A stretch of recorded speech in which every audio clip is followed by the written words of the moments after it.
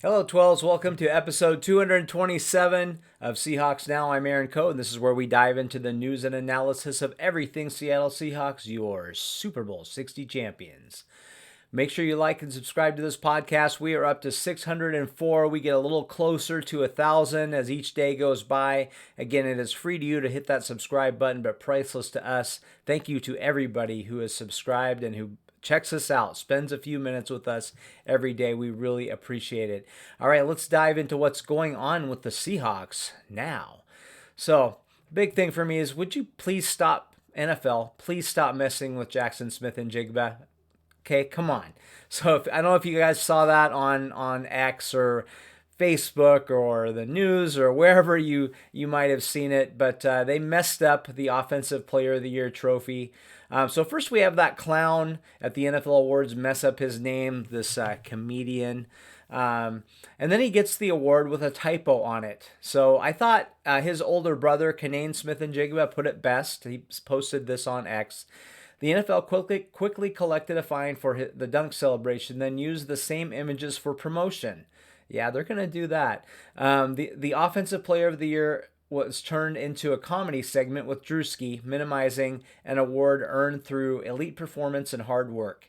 NFL honors never acknowledged the poor representation of one of the league's top individual awards, and the prestigious ceremony didn't even air the pre-recorded acceptance speech. After months to prepare and ship the award, the only offensive players selected received a Defensive Player of the Year trophy. At some point, professionalism, respect, and attention to detail should matter. Yeah, I couldn't agree more, Kanane. Well put. You can. Hey, we're always looking for good writers. So yeah, jump on board with this. Good work there. Put it very well. Professionally too, I thought he could have said a lot worse, but he put it, I think, as well as anybody could about just kind of throwing some shade at JSN, and I don't know how much of it has been intentional. The typo was not. The Drewski thing was somewhat intentional, but poorly delivered. But yeah, I think you got to do better than that. So and really just to kind of zero in on the NFL in particular. Hey, typos happen. Look, I've had my share of them. I'm a writer. I'm a journalist. I've had a few here and there, and I've had a few with the graphics on this podcast. I looked back one time in horror at a couple of typos I had as I was kind of rushing to get this out. But also, I do this for free. I don't have an editor. We just throw it out there. And I'm not a $1 billion corporation. And I think if I were, you wouldn't see a whole lot of mistakes. And we clean some stuff up around this place. So shame on you, NFL. Be better than that. It's inexcusable. How many people did this trophy pass through? Somebody had to make it. Somebody had to look at it. Somebody had to wrap it up. And you couldn't find somebody to read it? Come on, get it right. Be better. It's embarrassing. You got to be better than this. For all the money that is brought in by that league, to send that to someone and have it say that. Now, at first, it's funny. At first, I thought it said defensive, but it actually says OE offensive.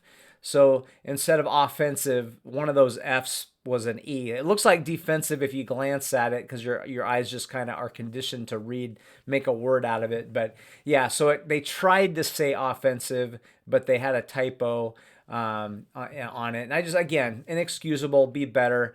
And especially when you messed up the whole thing with the awards show anyway. What a freaking joke. Be better, NFL. You make too much money. You charge too much for our tickets. You charge too much for your commercials during the broadcast. Spend a couple bucks. Spend $10. I'll look at it for you. I'll do it for free, NFL. Of course, I might mess it up too, but that's a whole nother story.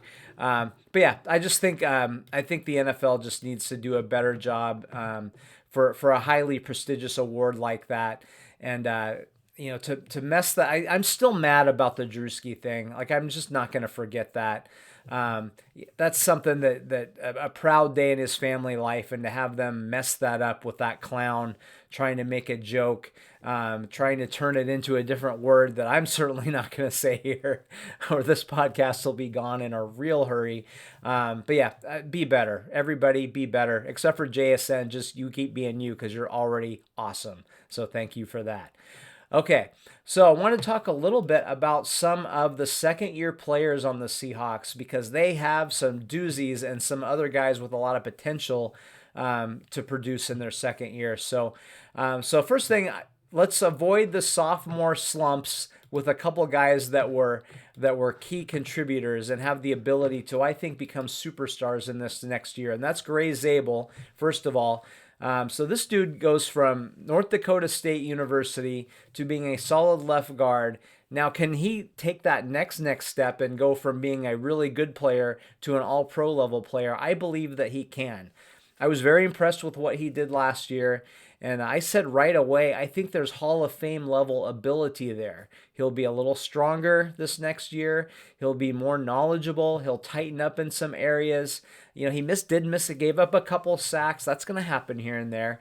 Missed an occasional block. But I think that's a lot less likely to happen in year two. He's just going to clean up a couple of those errors, and he's going to be 1 year better. And I think this guy is going to be special going forward. And plus, I just love the dude. He's awesome. He's just a funny guy. So I think he's going to go to that next level and just be that solid guard that will just get it done. Hopefully for 10 years for this football team. Yeah, don't put the franchise tag on him, not the transition tag. If you know, you know. Okay. The other one, obviously, the second round pick, Nick Emamori, be even more of a game wrecker. He was a little banged up a couple of times, but still had a spectacular season. I know he wasn't the rookie of the year, and I kind of understand why I can't remember his name now. So there you go. For the Browns won it because he had some stats, but I thought Emamori actually was the best rookie in terms of if you just turn on the film and see what he does and all the different roles that he plays and all the different places you can put him to be effective in a football game. I thought he was the best rookie out there. I think it's going to be even better this year. They can play around even more. He knows the defense even better. Mike McDonald knows him even better, and he's going to be special. I think you're going to see him pick off a couple more passes this year and maybe get a couple more sacks. And I really think those two players, I think, are going to be very special for the next couple of years. Now, obviously, I always got to knock on wood. There you go. Do you hear that? Knock on wood. Obviously you can't have injuries, you can't have all those sorts of things, but yeah, I just really like what I saw last year. What a couple of outstanding draft picks by John Schneider, and incredible.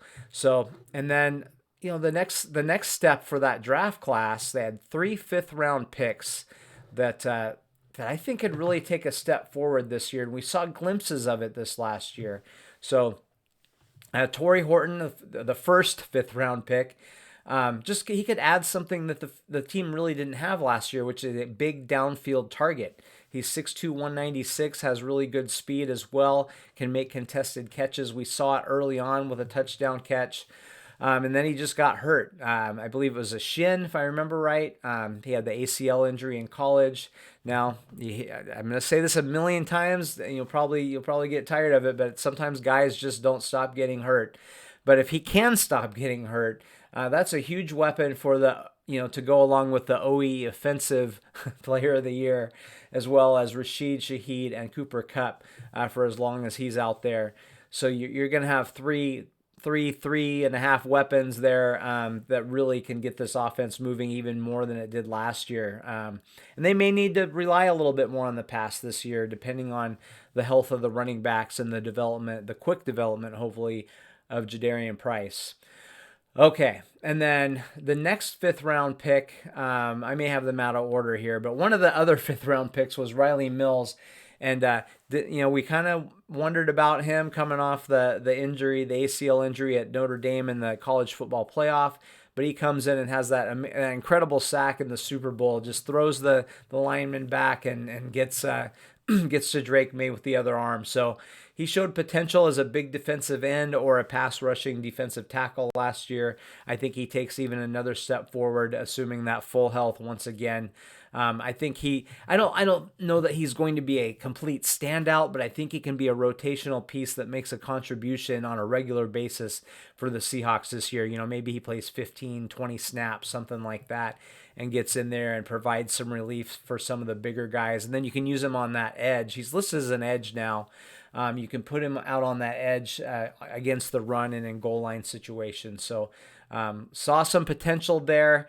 And then, really think he could do even more in his second year. And the other guy is fullback Robbie Oods. We saw some good from him before he got banged up, and so that's the big thing for all three of these guys. I think they all have a ton of potential to contribute, be maybe even borderline special in some areas next year, contribute on special teams as well as in the regular offense and defense of this team, and make an impact. But yeah, the health will be the key for at least two of those, probably all three of them going to this next year. And what a draft class. If those guys can stay healthy and the two at the top can provide the impact that I think they can this year. They already did it last year, but if they take even one more step, this could go down as just one of the all-time great draft classes, that 2025 class in team history, and maybe one that the NFL is talking about for a long time. Like, can you believe that draft class had this many, a couple Hall of Famers and a bunch of Pro Bowls? Pro Bowls are hard to count these days, but you know what I mean. Okay. So, hey, everybody, thanks again for checking out Seahawks Now. Make sure you hit that like button. Make sure you subscribe. Also, check us out on Apple Podcasts and Spotify. We're on there as well. And hit the like and subscribe button there too. And also leave us a 5-star review where those are an option. Really helps us out a lot. Again, we're trying to build this up. It's been a blast. We appreciate the support. So please keep it coming. Thank you so much, and go Hawks.